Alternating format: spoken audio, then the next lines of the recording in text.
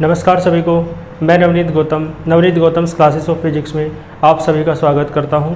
तो Newtonian mechanics के MCQs हम लोग कर रहे हैं और इसके अंतर्गत चैप्टर हमारा चल रहा है rotational dynamics, moment of inertia. तो मैंने आपको इस चैप्टर के 9 एमसीक्यूज़ करा दिए थे। आइए क्वेश्चन नंबर 10 देखें। देखो क्वेश्चन नंबर 10 आपके सामने होगा। क्या कहा इसने, ध्यान देना। इसने कहा a dancer on ice spins faster.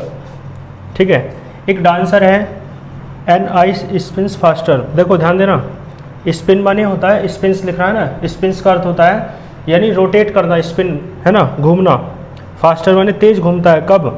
When she fold arms, है ना। कोई लड़की है, जब वो अपनी भुजाओं को मोड़ लेती है, ठीक है जी, तो this is due to. Clear है? क्वेश्चन ये है, ठीक है। कोई लड़की है जो क्या कर रही है, जैसे सर्कस वगैरह में देखा होगा आपने, घूम रही है इस तरीके से ना। तो जब उसकी बाहें फैली होती हैं तो वो तेज़ी से नहीं घूम पाती है, लेकिन जैसे ही ऐसे करती है तो बहुत तेज़ी से घूमने लगती है ना। ऐसा आपने देखा होगा। देखो इस तरीके से, मान लो इस तरीके से है ना, कोई बेंच वगैरह, और यहाँ पे इस तरीके से, है ना, ये कोई घूमने की व्यवस्था लगी हुई है, जैसे घूम सकते हैं। और यहाँ पे मान लो कोई लड़की खड़ी है, ठीक है, इस तरीके से देख लो, इस तरीके से ना। चलो, तो देखो जब इसकी भुजाएं फैली रहती है ना तो ये तेज़ नहीं घूमती है, और जब इसकी भुजाएं क्या कर लेती है, भुजाओं को मोड़ देती है, ठीक है, तो ये बहुत तेज़ी से घूमने लगती है। तो इसका कारण पूछा है कि इसका कारण क्या है, ठीक है। और ये है इसकी रोटेशनल एक्सिस, ठीक है जी। तो इस एक्सिस के अबाउट क्या हो रहा है, रोटेशन हो रहा है। जब भुजाएं फैला लेती है तो क्या हो जाता है, ठीक, स्पीड कम हो जाती है, और जब भुजाएं मोड़ लेती है तो स्पीड बढ़ जाती है। इस तरीके से है ना। तो देखो इसमें क्या पूछा है, ऑप्शन दे रखे हैं, तो मैं आपको बता दूं। इसमें जो एंगुलर मोमेंटम है ना वो कांस्टेंट रहता है। एंगुलर मोमेंटम क्या रहता है, कांस्टेंट, यानी एल। और आप फॉर्मूला जानते हो, एल बराबर होता है आई इंटू ओमेगा। तो देखो कितनी एंगुलर वेलोसिटी से घूम रही है, ओमेगा से। और एंगुलर मोमेंटम कांस्टेंट क्यों रहता है, तो ध्यान दो, एल बराबर आई ओमेगा। तो आप देख के बताओ, रोटेशनल एक्सिस से ये डिस्टेंस है, मान लो कितनी है, आर है, ठीक है जी। तो ध्यान देना, तो I1 ओमेगा 1 बराबर I2 ओमेगा 2 होता है, क्योंकि एंगुलर मोमेंटम बदलता नहीं है, पहली स्थिति में भी और दूसरी स्थिति में भी एंगुलर मोमेंटम क्या रहेगा, कांस्टेंट। तो ये कांस्टेंट रहता है, सेम रहता है, ठीक है जी। तो देखो I1 कब है, जब भुजाएं फैली हुई हैं, ठीक है जी। और I2 कब है, जब भुजाएं मोड़ ली हैं। तो जब भुजाएं फैली हुई हैं तो R ज़्यादा है, और जब भुजाएं मोड़ लोगे तो मान लो यहाँ पे आ जाएगी भुजा, है ना, तो R क्या हो गया, कम हो गया। तो R कम हुआ तो मोमेंट ऑफ इनर्शिया का फॉर्मूला जानते हो, I बराबर mr²। R कम हुआ तो I भी कम हो जाएगा। इसका मतलब जब बाद में भुजाएं मोड़ी है ना तो मोमेंट ऑफ इनर्शिया कम हो जाएगा पहले से, क्योंकि R कम हो गया। पहले भुजाएं फैली हुई थी तो R यहाँ तक था, अब R भुजाएं यहाँ तक आ गई तो R ये है सिर्फ। तो R कम हुआ तो मोमेंट ऑफ इनर्शिया कम हुआ, यानी बाद वाला मोमेंट ऑफ इनर्शिया कम है पहले वाले से, ठीक है। अब देख के बताओ, यहाँ से देखो I1 अपॉन I2 क्या आएगा, क्या आएगा, ओमेगा 2 अपॉन ओमेगा 1, ठीक है जी, ओमेगा 2 अपॉन ओमेगा 1। अब चूंकि I2 छोटा, तो देख के बताओ, जब I1 बड़ा है, ठीक है, तो ओमेगा 2 भी कैसा होगा, बड़ा होगा। I2 छोटा है तो I2 के सामने वाला ओमेगा 1 भी कैसा होगा, छोटा होगा। यानी I1 बड़ा है तो ओमेगा 2 भी बड़ा होगा। तो यहाँ से निष्कर्ष निकलेगा कि ओमेगा 2 बड़ा है किससे, ओमेगा 1 से, ठीक है जी। अब चूंकि उसने खुद कहा था, ध्यान देना, ये कंडीशन कब आई है, जब एंगुलर मोमेंटम कैसा रहे, कांस्टेंट। और उसने खुद कहा है कि जब भुजाओं को मोड़ लेती है ना तो स्पीड बढ़ जाती है। तो देखो पहले भुजाएं फैली हुई थी तो स्पीड कम थी, है ना, एंगुलर वेलोसिटी, और अब भुजाएं मोड़ ली है तो ओमेगा 2 ज़्यादा है तो बढ़ गई। तो ये कब बढ़ी है, जब एंगुलर मोमेंटम कैसा लिया, कांस्टेंट। तो इसकी एक बात तो ये हो जाएगी कि एंगुलर मोमेंटम कैसा होगा, कांस्टेंट। क्योंकि एंगुलर मोमेंटम कांस्टेंट होगा ना, ये कंडीशन की बात मतलब भुजाओं को मोड़ने पर स्पीड बढ़ जाए, ये केवल तभी होगी, है ना। और क्यों होगी मैंने पूरा कारण बता दिया है। और दूसरी बात, एंगुलर वेलोसिटी बढ़ गई है अब भुजाओं को मोड़ते ही, तो भैया काइनेटिक एनर्जी भी क्या हो जाएगी, बढ़ जाएगी, ठीक है। काइनेटिक एनर्जी भी बढ़ जाएगी और एंगुलर मोमेंटम क्या रहेगा, कांस्टेंट। अब देख लो इसमें कौन सा ऑप्शन करेक्ट है। क्वेश्चन नंबर 10 में कहा, देखो सी ऑप्शन में दे रखा है constant angular momentum and increase in kinetic energy, ठीक है। तो इसका ऑप्शन नंबर सी आपका करेक्ट हो जाएगा, ठीक है। इसमें कोई दिक्कत आपको नहीं होगी, ठीक है। चलते हैं फिर क्वेश्चन नंबर 11 पर। देखो क्वेश्चन नंबर 11 क्या कहता है, पढ़ो एक बार। क्वेश्चन नंबर 11 क्या कह रहा है, द एक्सेलरेशन एल्फा, है ना, ऑफ ए बॉडी, किसी बॉडी का rolling down on an frictionless inclined plane. ये मैंने करा रखा है डेरिवेशन पूरा इस तरीके से। ये क्या है, प्लेन है, इंक्लाइंड है, झुका हुआ किसी एंगल पर, मान लो थीटा, ठीक है जी। तो आपसे एक्सेलरेशन का फॉर्मूला पूछा है, तो ये तो मैंने करा ही रखा है। क्या होता है, ए बराबर होता है, याद होना चाहिए आपके, जी साइन थीटा, क्योंकि पूरा डेरिवेशन करा रखा है, अपॉन 1 + k² अपॉन r², ये फॉर्मूला होता है। के होता है रेडियस ऑफ गायरेशन यानी घूर्णन त्रिज्या, r है उस बॉडी की रेडियस जो ऊपर से नीचे गिर रही है, ठीक है जी। तो इसका कौन सा ऑप्शन करेक्ट हो जाएगा, आप देखो कौन से में है ये फॉर्मूला, ठीक है। G sine theta upon 1 + k² upon r², यार ये नंबर है, नंबर सी में करेक्ट दे रखा है, ठीक है। तो option C is the correct option, कर लोगे इसे। इसके बाद देखो क्वेश्चन नंबर 12, देखो क्वेश्चन नंबर 12 में क्या कहा, ठीक है। ये भी क्वेश्चन मैंने करा रखा है कि एक सर्कुलर डिस्क है ना, रिंग है, स्फेरिकल सेल है, स्फेयर है, सबका मास सेम है, रेडियस सेम है, रोल डाउन, इसी जैसे इंक्लाइन प्लेन बनाया ना मैंने, इसी पर से नीचे गिर रहे हैं, ठीक है। तो आपसे पता क्या कहा कि कौन पहले पहुंचेगा, तो कौन पहले पहुंचेगा, ये पूरा क्वेश्चन मैंने करा रखा है, ठीक है। तो इनका क्रम होता है, सबसे पहले स्फेयर आता है, ठीक है जी, डिस्क आती है, फिर डिस्क या सिलेंडर, क्योंकि सिलेंडर और डिस्क के लिए मोमेंट ऑफ इनर्शिया सेम है, ठीक है जी। तो सिलेंडर या डिस्क आएगा, ठीक है, और फिर रिंग आएगी, वो सेल आएगी, फिर रिंग आएगा। इनका ये क्रम रहता है, पूरा क्वेश्चन मैंने करा रखा है थ्योरी में, आप देख सकते हैं, वहाँ पर अच्छे से एक्सप्लेन कर दिया मैंने, ठीक है। पार्ट ए आपका करेक्ट हो जाएगा, ठीक है जी। इसके बाद देखो क्वेश्चन नंबर 13,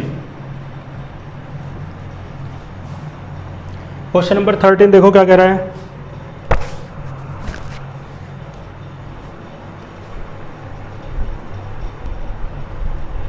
आपके स्क्रीन पे होगा क्वेश्चन नंबर 13, देखो क्या कह रहा है, an inclined plane makes an angle 30 degree, ठीक है, थीटा दे रखा है 30 डिग्री विद हॉरिजॉन्टल, ठीक है, इस तरीके से ही है, एक इंक्लाइंड प्लेन है जो 30 डिग्री का एंगल बना रहा है हॉरिजॉन्टल के साथ, सॉलिड स्फीयर है एक जो ऊपर से नीचे आ रहा है, ठीक है, रेस्ट से गिरता है तो u बराबर 0 होगा, ठीक है, विदाउट स्लिपिंग, बिना फिसले। तो पूछ रहा है लीनियर एक्सेलरेशन कितना होगा, ए पूछ रहा है, और ए का मैंने अभी फॉर्मूला आपको लिखवाया है, ये बराबर होता है g sine theta upon 1 + k² upon r², ठीक है जी। देखो जी साइन 30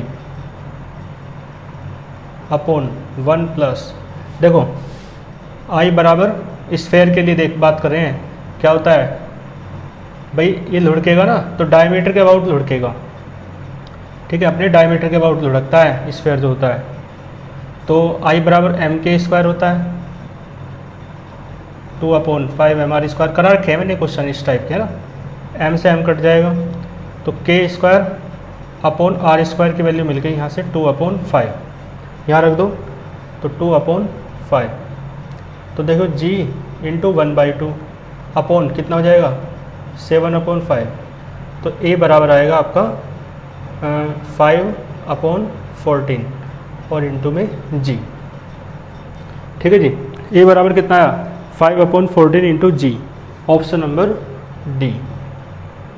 ठीक है, option number D is correct option, कोई दिक्कत इसमें आपको नहीं होगी। चलो फिर अगले पे चलते हैं। ठीक है, इस टाइप के क्वेश्चंस मैंने करा रखे थे पहले भी, तो इसमें आपको कोई डाउट वगैरह नहीं होगा। क्वेश्चन नंबर 14 पढ़ें। क्वेश्चन नंबर 14 में क्या कहा, देखो एक कांस्टेंट टॉर्क है, ठीक है, स्थिर या नियत बल आघूर्ण है acting on a uniform circular wheel, एक समान वृत्तीय पहिए पर वर्क कर रहा है, चेंजेस इट्स एंगुलर मोमेंटम, और उसके एंगुलर मोमेंटम को बदल देता है L0 से 4L0 तक। तो एंगुलर मोमेंटम में जो चेंज होता है वो होता है डेल्टा L। कितना भाई, देखो 4L0 से कितना हो गया L0, तो चेंज देखना है तो 4L0 में से L0 घटा दो, कितना बचेगा 3L0 और 4 सेकंड है, तो टाइम इंटरवल कितना है 4 सेकंड। तो आपसे पूछा है जी मैग्नीट्यूड ऑफ टॉर्क, टो, तो मैंने एक फॉर्मूला बता रखा है, टो बराबर होता है delta l upon delta t या d l upon d t, एक ही बात है। तो ये जगह 3L0 अपॉन 4। ठीक है, ये आपका करेक्ट ऑप्शन हो जाएगा। ठीक है, 3/4L0, A option number A आपका करेक्ट हो जाएगा। ठीक है जी, क्वेश्चन नंबर 14 था ये। इसके बाद देखो क्वेश्चन नंबर 15। क्वेश्चन नंबर 15 में आपसे कह रहा है the speed of A homogeneous solid sphere. ठीक है, सॉलिड स्फीयर है, रोलिंग आफ्टर रोलिंग डाउन, वही है झुका हुआ तल है, इंक्लाइन प्लेन है, उस पर नीचे लुढ़क रहा है h हाइट से। तो पूछ रहा है स्पीड, पूछ रहा है स्पीड, शुरुआत में स्पीड दे रखा है तो v निकालना है। v का फॉर्मूला आप जानते होंगे, क्या होता है √2gh upon 1 + k² upon r²। ठीक है, और मैं एक बात बता ही चुका हूँ कि सॉलिड स्फीयर के लिए i होता है 2/5 mr², और i की जगह रख देते हैं mk², तो 2/5 mr², m से m कटा तो यहाँ से k² अपॉन r² आ जाता है 2/5। तो v बराबर हो जाएगा √2gh अपॉन 1 + 2/5। तो देखो 7/5 और 5 ऊपर पहुँचेगा तो 10/7, तो अंडर रूट में आएगा 10/7gh। ठीक है जी, कैलकुलेट करने के बाद क्वेश्चन नंबर 15 है, इसका ऑप्शन नंबर ए करेक्ट हो जाएगा। ए में दे रखा है 10/7। कर लोगे, आसान लग रहे हैं। चलो इसके बाद देखो क्वेश्चन नंबर कौन सा है 16। देखो क्वेश्चन नंबर 16 में क्या कहा, a wheel of mass m दे रखा है 10 kilogram, moment of inertia I दे रखा है 160 किलोग्राम मीटर स्क्वायर, इसकी यूनिट होती है। और आपसे पूछा है रेडियस ऑफ गायरेशन K बराबर वॉट।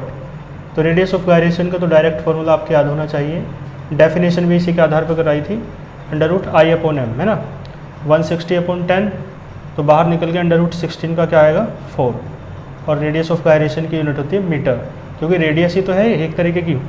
तो इसका ऑप्शन नंबर बी करेक्ट हो जाएगा। ठीक है, कर दोगे इसे भी, आसान था बहुत। इसके बाद चलो क्वेश्चन नंबर 17 पर।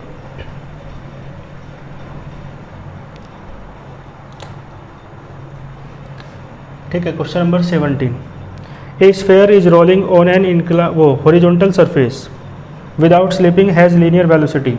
देखो हॉरिजॉन्टल सरफेस है आपके, इंक्लाइंड सरफेस नहीं है, यानी झुका हुआ तल नहीं है, बल्कि क्या है सीधा। तो वो कह रहा है हैज़ लीनियर वेलोसिटी 10 मीटर पर second of its centre of mass. तो इसके सेंटर ऑफ मास की जो वेलोसिटी है ना VCM, वो है 10 मीटर पर सेकंड। ठीक है, तो पूछ रहा है the linear velocity of highest point. मान लो ये O है और हाईएस्ट पॉइंट की वेलोसिटी पूछ रहा है मान लो p, तो आपसे ये वाली पूछ रहा है, ठीक है। और ये क्या कर रहा है, रोटेशन मतलब रोलिंग मोशन कर रहा है, तो रोलिंग मोशन के अंतर्गत ये आगे तो चल भी रहा है, आगे तो चल ही रहा है, साथ में है ना ओमेगा एंगुलर वेलोसिटी से रोटेशन भी कर रहा है, ठीक। तो देखो ये जो बीच का पॉइंट है ये रोटेशन नहीं करता, पता है ना आपको भाई, ये वाला बीच का पॉइंट है, इसके चारों ओर, ये तो एक्सिस है ना, एक्सिस ऑफ रोटेशन, तो इसके चारों ओर ये तो घूमेगा, लेकिन बीच का पॉइंट रोटेशन नहीं करता, बल्कि क्या करता है, केवल ट्रांसलेशनल मोशन करता है, लीनियर मोशन करता है, यानी बीच वाला पॉइंट केवल आगे चलता है, घूमता नहीं है, ठीक है। तो यहाँ तो केवल एक ही मोशन थी, लीनियर मोशन, तो सेंटर ऑफ मास में केवल एक मोशन है, सी कह दो चाहे, सेंटर ऑफ मास, ठीक है। तो लीनियर मोशन थी तो उसकी वेलोसिटी दे रखी थी, लेकिन जो हाईएस्ट पॉइंट है P, वो आगे तो चलेगा ही, लेकिन साथ साथ वो ऐसे ऐसे रोटेशन भी तो करेगा। तो यहाँ पर दो वेलोसिटी हो जाएंगी, एक तो linear velocity V C M जो है ये तो है ना, और यहाँ पे ओमेगा भी हो जाएगा, ठीक है, एंगुलर वेलोसिटी। और एंगुलर वेलोसिटी कितनी हो जाएगी यानी दो वेलोसिटी हो जाएंगी, v बराबर क्या होता है आर ओमेगा,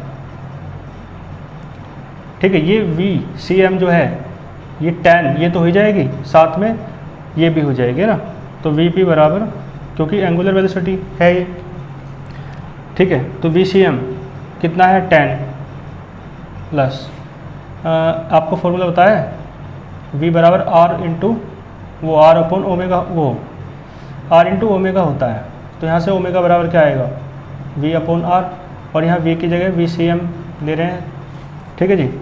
तो देखियो क्या आएगा, r इंटू ओमेगा का मान रख दो, V C M upon r, तो r से r कटा, तो वी पी बराबर tan plus V C M कितना है tan, तो वी पी जो आया है ना वो 20 मीटर पर सेकंड आएगा, यानी हाईएस्ट पॉइंट की जो वेलोसिटी है ना वो हो जाएगी 20 मीटर पर सेकंड, ठीक है। क्योंकि वहाँ पे लीनियर मोशन ये वाली तो है ही आगे चलने की, साथ में ठीक है ये वाली मोशन भी तो है एंगुलर जो वेलोसिटी के कारण है, तो इसका डबल हो जाएगा, ठीक है। 17 का क्या आएगा, ऑप्शन नंबर सी आपका करेक्ट हो जाएगा, ठीक है। तो बाकी और भी इसमें कुछ क्वेश्चंस रह रहे हैं, तो एक लेक्चर और लेकर के इसकी सीरीज़ को हम कंप्लीट करेंगे, ठीक है। तो आज के लेक्चर में इतना ही रखते हैं, ठीक है। बाकी ये सीरीज़ चलती रहेगी, और कोई बात हो डाउट हो तो आप बताना कमेंट बॉक्स में। मिलते हैं नेक्स्ट लेक्चर में, अच्छे से पढ़ते रहिए, ऑल द वेरी बेस्ट।